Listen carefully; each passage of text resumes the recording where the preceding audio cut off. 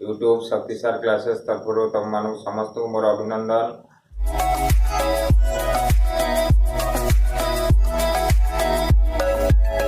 देख पिले आज से वृत्तर स्पर्शक बा नंबर 11 आलोचना करवा। नंबर 11 कौन देची दत्त चित्र रे पिले तुम परीक्षा दर्पण को सब आलोचना कराई कारण ए वर्ष बोर्ड परीक्षा ए परीक्षा दर्पण ही आसो। तेणु पिले तुमको देची नंबर 11 गोटे वृत्त वृत्तर बहिस्थ बिंदु पी रु पीटी एक स्पर्शक आउ पीए भी एक कौन पिले छेदक अंकन होती पीए भी एक कौन पिले छेदक। ताहले ए एक्स टी कोण देची 60 major angle A X T major angle A X T कहले केन्द्र रे जो कोण सृष्टि हम यहाँ देची केते डिग्री पिले ए एक्स टी कोण देची 60 डिग्री पचासी ए बी टी कोण ताहले ए बी टी कोण 50 ए बी टी एटा 60 हेले पिले एटा केते हबो तमे जानिଛ गोटे चापर डिग्री परिमाप जेतिक हुए तार विपरीत चापांतर लिखित कोण तार अधा हुए। मुझे तुमको कही गोटे चापर डिग्री परिमाप जदि यहाँ 60 हम तार विपरीत चापांतर लिखित कोण तार अधा हम के 30 डिग्री। तेणु पिले एक्स टी चापर डिग्री परिमाप मान केन्द्र रे जो कोण सृष्टि है 60 हेले तार विपरीत अधा के 30 डिग्री। तेणु आंसर हम सी आंसर हम पिले किए सी। तापर आम नंबर 12 को जीवा।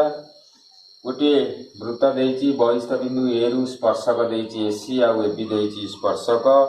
वर्तमान क्यू आर यथाक्रमे बी सी पी बिंदु रे वृत्त को स्पर्श करते क्यू बी देची 4 क्यू बी देची पिले 4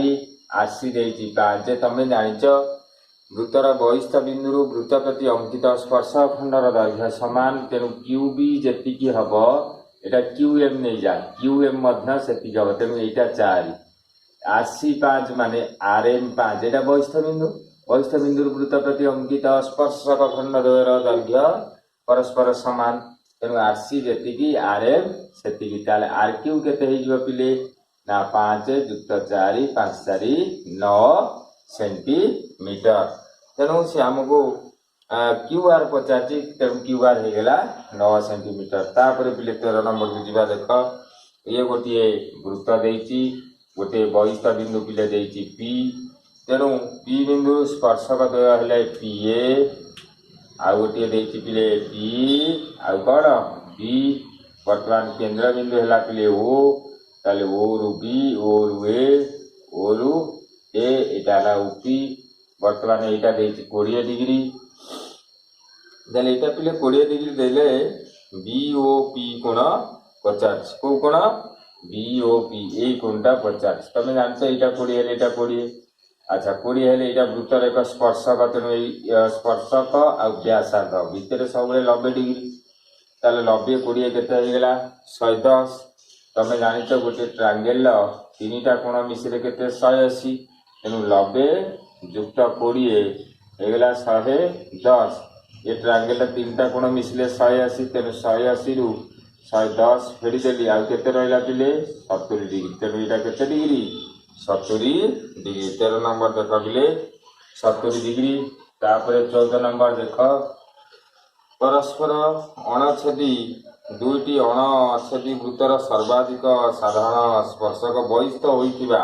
अणछेदी। तेणु बहिस्थ होइछेनी आउ अणछेदी वृत्त। तेणु आर सर्वाधिक बहिस्थ होइथिबा दुईटी अणछेदी वृत्त। अच्छा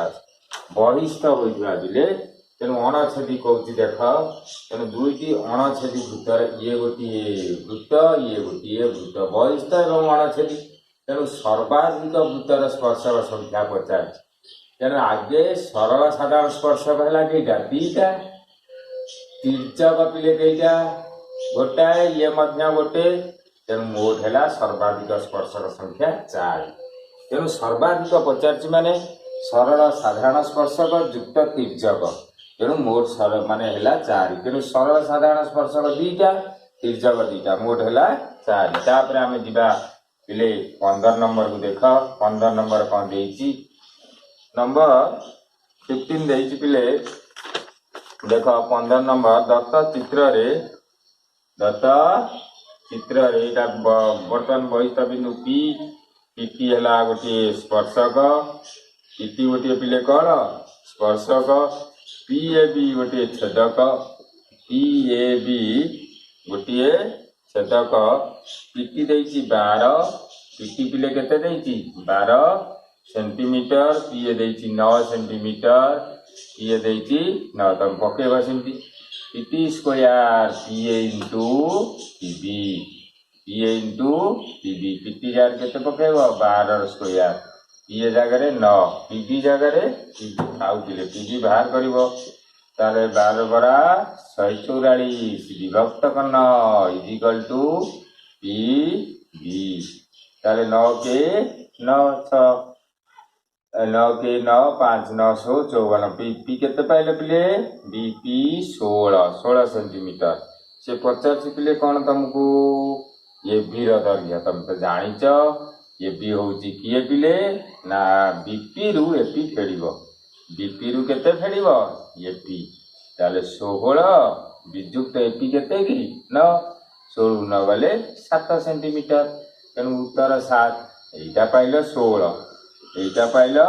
9 तेणु 16 न गले एटा 7 आ बुझेला तापर नंबर देख पिले तापर नंबर करवा 16 नंबर समस्त देख वीडियो को देखिबो लाइक सब्सक्राइब शेयर करियो पिले भूलिबो नाही तापरे हमें 16 नंबर को जीवा पिले 16 नंबर कोन देइची दत्त चित्र रे ये गोटे देखा वृत्त ये मध्य गोटे वृत्त परस्पर बहिष्ठ होइचंती आउ साधारण स्पर्शक होची ए ना ए आउ बी वर्तमान एपीबी एपीबी एटा कौन सी एपीबी से पचार एपीबी कोण केते एपीबी कोणटा केते देख एटी आगे गोटे साधारण स्पर्शक अंकन करवा आर बिंदु देदेवा ताले पिले ए आर जेतिकी आर पी सेतिकी तेणु एटा जदि आमर आल्फा हैला एटा केते आल्फा कारण दीटा भाग समान कारण वृत्तर बहिष्ठ बिंदु ए स्पर्शक समान एटा यदि आल्फा हैला एटा मध्य आल्फा अच्छा पिले एटा जदि तुमर बीटा हैला ताले एटा मध्य केते बीटा ताले ए स्पर्शक समान आर बी जेतिकी आउ आरपी सेतिकी तेणु ये जेतिकी ये सेतिकी एटा बीटा हैला एटा बीटा ताले त्रिभुज एपीबी रे त्रिभुज कोउथे एपीबी रे अल्फा प्लस अल्फा ये कोण अल्फा प्लस बीटा युक्त ये जो टोटल कोणटा केते कहलो alpha plus beta is equal to 180 बुझी पाला तो पिले त्रिभुजर तीन कोण समष्टि होची 180 डिग्री तेणु ए कोण प्लस बी कोण प्लस बी कोण होची 180 ए कोण जगह पकेली अल्फा बी कोण जगह पकेली बीटा आउ पी कोण जगह पकेली अल्फा प्लस बीटा ताले बर्तमान मोडेला केइटा हला पिले देखिलो alpha plus beta 2 alpha plus beta is equal to 180 तेणु alpha plus beta is equal to 180/2 केते डिग्री पिले 90 डिग्री चार समस्त बुझी पाइले 90 डिग्री तापर 17 नंबर पिले देख नंबर 17 गोटिए वृत्तर बहिष्ठ एक बिंदुरु गोटिए वृत्तर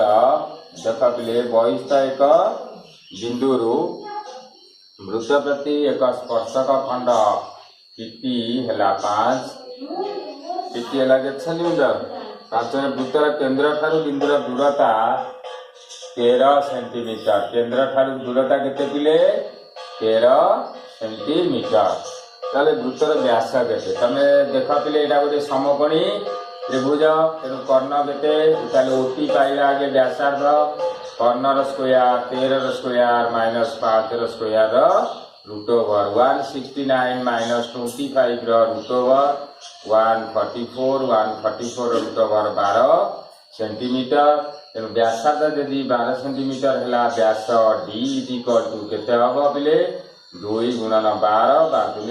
24 सेंटीमीटर ताले 17 नंबर समस्त बुझी पारथिबा समान केते हैला